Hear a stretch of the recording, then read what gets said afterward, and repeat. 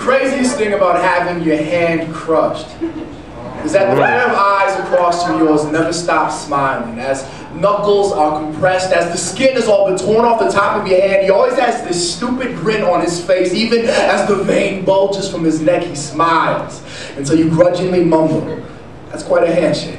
And he releases you.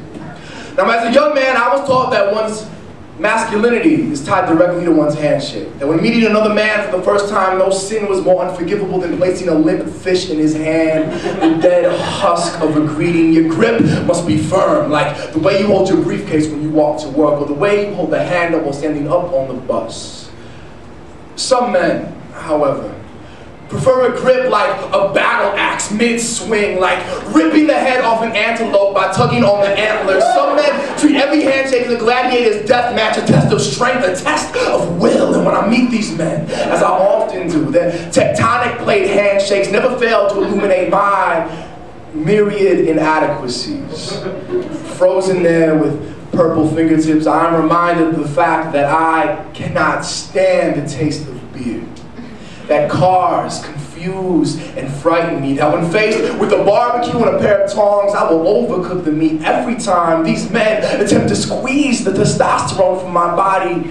Maybe I'm just insecure, but studying his smirk more closely, I think maybe that would make two of us, because as he wrings the color from my fingers, I find myself wanting to ask him, do you ever feel trapped? In the mornings when you're watching SportsCenter and happily downing that protein shake made from raw eggs, liquefied steak, and Axe body spray. Do you ever crush the glass between your fingers? Do you ever get tired of the voice in the back of your head? You know, the one that sounds like Dennis Leary telling you to constantly reaffirm that you're a man by eating enormous hamburgers, catcalling women, and squeezing shit really, really hard. How on earth do you pleasure yourself without castrating yourself? I find myself wanting to ask him.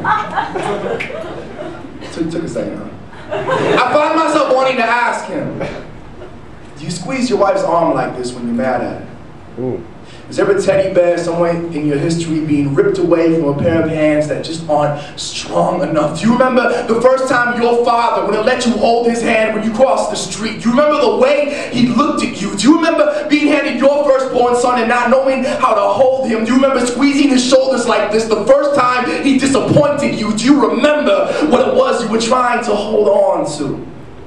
And I know that as men, there is so much space between us that sometimes we feel compelled to cram as much contact as we physically can into every touch.